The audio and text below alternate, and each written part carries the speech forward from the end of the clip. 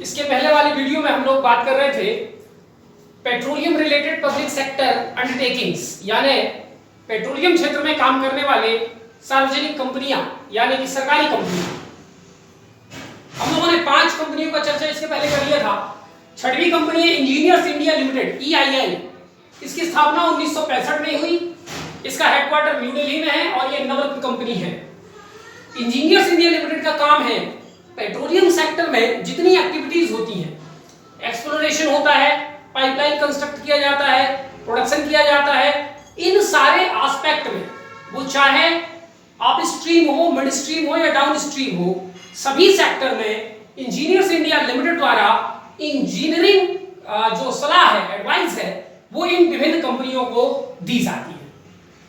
7वें number पे है Indian oil corporation limited IOCL। स्थापना हुई इसकी 1959 में, हेडक्वार्टर न्यू दिल्ली में है और 2013 में इसको महारत्न कंपनी का दर्जा दिया गया। अब तक कुल 9 कंपनियों को महारत्न का दर्जा दिया जा चुका है। मैं लास्ट में एक बार यहां पर लिस्ट आउट कर दूंगा डेट वाइज, तो आप लोगों को महारत्न कंपनियां ध्यान रख लीजिएगा। ये जो IOCL है इंडियाज लार्जेस्ट ऑयल कंपनी है in terms of production, in terms of market capitalisation. ठीक है, किस संदर्भ में? मार्केट कैपिटलाइजेशन के संदर्भ में इंडिया की सबसे बड़ी ऑयल कंपनी है।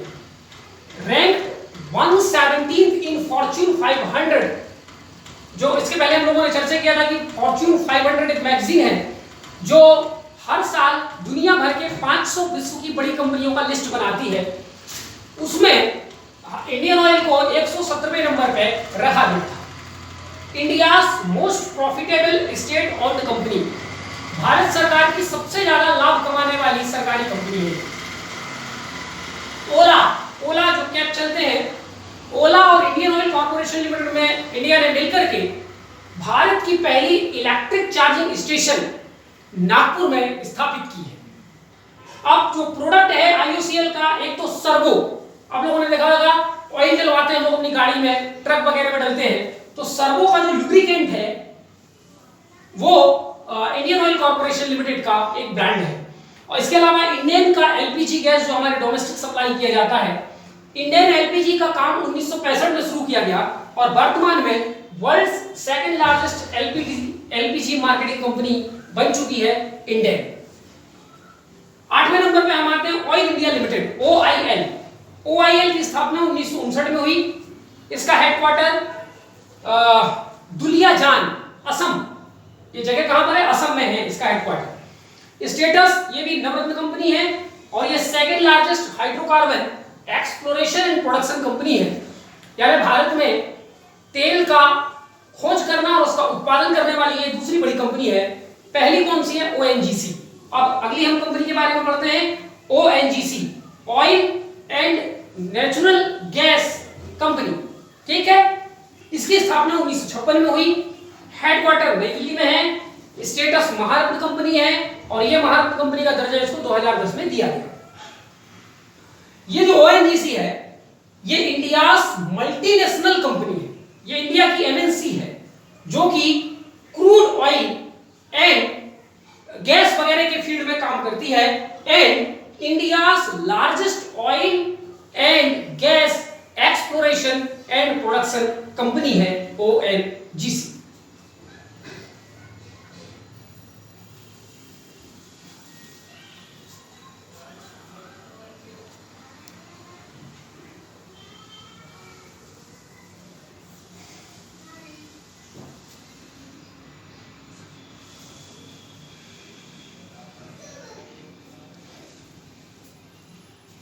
तेल एवं गैस के क्षेत्र में ONGC भारत में जितना क्रूड ऑयल का प्रोडक्शन होता है उसका 70% प्रोडक्शन ONGC करता है और भारत में ऑयल की जितनी डिमांड पूरी की जाती है उसमें से 57% डिमांड ONGC द्वारा पूरी की जाती है और नेचुरल गैस का इंडिया में जितना प्रोडक्शन होता है उसका 84% ONGC करता है। तो ONGC आप देख सकते हैं, इसलिए इंडिया की सबसे बड़ी एक्सप्लोरेशन एंड प्रोडक्शन कंपनी है।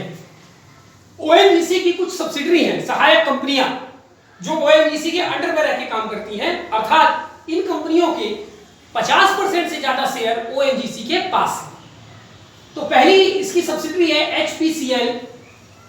एचपीसीएल, जिसको जनवरी 2018 में उसके 50% से ज्यादा शेयर ओएनजीसी ने खरीद लिया। यानी एचपीसीएल ओएनजीसी की सब्सिडरी कंपनी जनवरी 2018 में।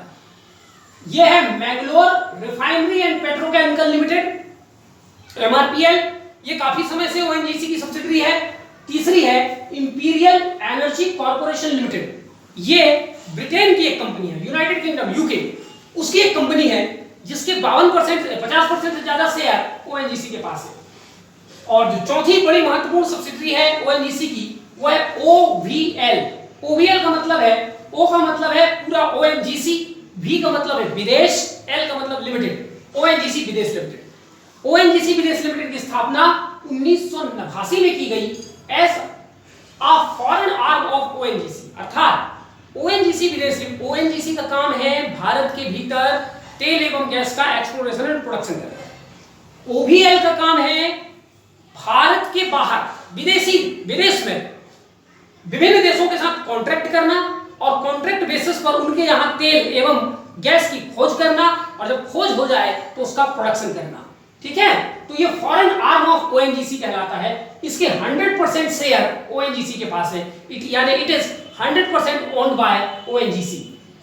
It is engaged in 28 countries. ये जो ओवीएल है ये वर्तमान में दुनिया के 28 देशों में ऑयल एवं गैस का एक्सप्लोरेशन कर रहा है और 53 प्रोजेक्ट्स हैं, यानी 53 जगहों पर 53 फील्ड हैं 28 देशों में, जहां पर ये ऑयल एंड गैस के E&P यानी एक्सप्लोरेशन एंड प्रोडक्शन का काम देश के बाहर रह के कर रहा है।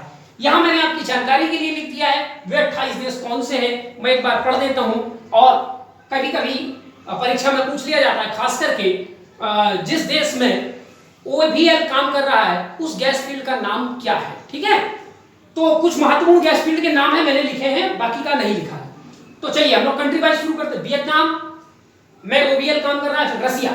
रसिया में 2 इंपॉर्टेंट गैस फील्ड हैं जहां का गैस निकालने का काम ओएनजीसी कर रहा है। एक है सखालिन, उस फील्ड का नाम है, और दूसरा है तास, TAAS। तो ये नाम याद रखना है कि सखालिन एवं तास नामक ऑयल फील्ड या गैस फील्ड दुनिया के किस देश में पाए जाते हैं। फिर है सूडान, साउथ सूडान, म्यांमार में जो गैस फील्ड है उसका नाम है सबे, SSWE, सबे। इसी से मिलता जुलता एक नाम पाकिस्तान में सुई, SUI, वो भी एक इंपॉर्टेंट गैस फील्ड है जहां से पाकिस्तान गैस निकालता है। लेकिन हमारा ओवीएल पाकिस्तान में कोई काम नहीं कर रहा है, मैं एक जानकारी के लिए बताया आपको। चलिए, म्यांमार हो गया, उसके बाद Mozambique, Iraq, Iran, Libya, Syria, Brazil, Cambodia, Bangladesh, Venezuela, Azerbaijan, New Zealand, Australia, east Timor, Indonesia, USA, Canada, Nigeria, Yemen, Gabon, Africa में एक देश है गैबन, और गैबन में जो गैस फील्ड है जहां से गैस या ऑयल निकाला जा रहा है उस ऑयल फील्ड का नाम है शक्ति। ठीक है, तो ये नाम याद रखना है। यूएई, फिर नामीबिया, फिर इजराइल और ओमान। अब गिनती करेंगे 28 देश हो जाएंगे। ठीक है, अब इसको याद करने का आसान तरीका है, इस पूरी चीज को आप कॉन्टिनेंट वाइज डिवाइड कर लें। अफ्रीका से कितने देश हैं, एशिया से कितने देश हैं, और ओशनिया से कितने देश हैं। तो ओशनिया में जो है 2 देश आते हैं, ऑस्ट्रेलिया, न्यूजीलैंड, वो दोनों हैं। ठीक है, तो इस प्रकार से आप इसको लिस्ट आउट कर लें। ठीक, नॉर्थ अमेरिका से कितने देश, साउथ अमेरिका से कितने देश। तो इस प्रकार से आप देखेंगे तो ओवीएल 5 महाद्वीपों में कहीं ना कहीं अपना ऑयल एंड गैस के एक्सप्लोरेशन का काम कर रहा है। And it is a matter of very proud for India कि हमारी एक ऐसी इंपॉर्टेंट मल्टीनेशनल कंपनी है जो इतने देशों में काम कर रही है। चलिए, तो इस प्रकार से हमारा 6, 7, 8, 9 पब्लिक सेक्टर कंपनीज हो गई जो कि मिनिस्ट्री ऑफ पेट्रोलियम एवं नेचुरल गैस में काम करती है। 10वीं इंपॉर्टेंट पब्लिक सेक्टर कंपनी है PCRA। इसका फुल फॉर्म है petroleum conservation and research association, PCRA। इसका काम है किस तरीके से आम जनता माने कि जो कंज्यूमर है वो फ्यूल को कैसे सेव कर सकती है, LPG को कैसे सेव कर सकती है, पेट्रोल को, डीजल को किन किन तरीकों से सेव कर सकती है, उन कंजर्वेशन मेथड को लोगों के सामने लाना, उसको एडवर्टीजमेंट करना, लोगों को जागरूक बनाना। ठीक है, जैसे एक ऐड आता था कि एक पिता और पुत्र गाड़ी में बैठे हुए हैं और रेड लाइट जो है वहां पर रेड सिग्नल है और पिताजी ने गाड़ी चालू रखी है, तो बच्चा पिताजी से बोलता है कि पापा जी आने वाले दिनों में मुझे साइकिल खरीदनी पड़ेगी। तो पिताजी बोलते हैं बेटा ऐसी बात क्यों कर रहे हो? तो बच्चा बोलता है कि भाई सारा फ्यूल तो आप ही चला दिया है ना, सारा फ्यूल आप ही यूज कर लेंगे, तो आने वाले दिनों में फ्यूल का तो भंडार सीमित है, तो हम लोगों के लिए तो फ्यूल बचेगा नहीं। ठीक है, पिताजी उसकी बात समझ जाते हैं और गाड़ी बंद कर देते हैं। इसका मतलब यह है कि जब कभी भी आप रेड सिग्नल में हो और रेड सिग्नल अगर 10-15 सेकंड से ज्यादा का है तो आप अपनी गाड़ी बंद कर लें, क्योंकि आजकल सब जगह सेल्फ स्टार्ट है, 2 व्हीलर हो या 4 व्हीलर हो। ठीक है, तो वो गाड़ी जल्दी से स्टार्ट हो जाती है। तो इस प्रकार से हम ऑयल और अपना घर का जो डोमेस्टिक एलपीजी वगैरह है उसको कैसे सेव कर सकते हैं, ये जागरूकता फैलाना पीसीआरए का काम है। पीसीआरए ने एक कार्यक्रम चलाया है जिसका नाम है संरक्षण क्षमता महोत्सव। संरक्षण क्षमता महोत्सव, जिसको शॉर्टकट में सक्षम कहा जाता है। तो ये सक्षम कार्यक्रम स्कूल कॉलेजेस में ऐसे कंपटीशन करवाया जाता है, लोगों के बीच में जागरूकता कराई जाती है। ठीक है, तो इसके अलावा पीसीआरए ऐसे कंपटीशन कराता है, एडवर्टीजमेंट देता है, प्ले माने नाटक नौटंकी करवाता है, स्ट्रीट प्ले वगैरह, और साइकिल रैली, मोटर रैली, इस प्रकार के स्पोर्ट्स का आयोजन करता है, रैलीज का आयोजन करता है। कुल मिला के जागरूकता फैलाने के जितने तरीके हो सकते हैं, पीसीआरए उन सभी माध्यमों से लोगों को जागरूक करता है कि ये जो फॉसिल फ्यूल है इसको बचाइए। ठीक है, चलिए यहां तक 10 इंपॉर्टेंट जो हमारी पीएसयूज थी, ministry of petroleum natural gas के अंडर में, हमने उनकी चर्चा कर लिया, उनका थोड़ा थोड़ा हमने डिटेल पढ़ लिया। कुछ थोड़ी मोटी जानकारी हम लोग और बात कर लेते हैं। Indian business person in petroleum sector. Bharat के पेट्रोलियम सेक्टर में कुछ ऐसे लोगों के नाम यहां पर मैं लिस्ट आउट किया हूं जो इंटरनेशनली रिकॉग्नाइज्ड है। ठीक है, कभी कभी यूपीएससी पर्सनालिटी और उसके प्रोफेशन को मैच करने को देता है। ठीक है, तो ये नाम हमें याद रखना है। मुकेश अंबानी, वो तो कई फील्ड में है, ठीक है, लेकिन Reliance India limited, Jamnagar refinery, ये सब चीजें हैं, तो मुकेश अंबानी हम जानते हैं। ठीक, अच्छा, यहां पर आपके लिए एक होमवर्क है। जिन व्यक्ति के बारे में आप नहीं जानते डिटेल से, उनके बारे में आप सर्च करके 2-2 लाइन सबके बारे में लिखिएगा। ठीक है, जैसे मैंने दूसरे नंबर पे लिखा है सुबीर राहा।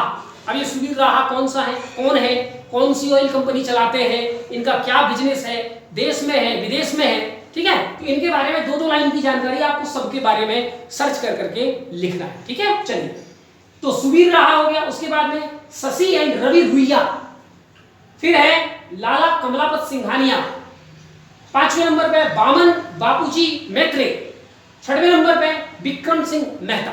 ये 6 मोस्ट इंपोर्टेंट पर्सनालिटीज हैं इंडिया की। ठीक है, चलिए, और तो बहुत हो सकते हैं पर ये 6 इंपोर्टेंट। अब पेट्रोलियम रिलेटेड कुछ इंस्टीट्यूशन है, उसके बारे में हम लोग जानकारी करते हैं। Indian institute of petroleum new Delhi में है और ये CSIR की एक संस्था है, यानी ये ministry of science and technology के अंतर्गत आती है, ministry of petroleum and natural gas के अंतर्गत नहीं आती। दूसरा है Indian oil institute of petroleum management, ये PET लिखा है, पेट्रोलियम मैनेजमेंट, ये गुरुग्राम में है और ये इंडियन ऑयल कॉर्पोरेशन लिमिटेड की एक जो इंस्टीट्यूट है।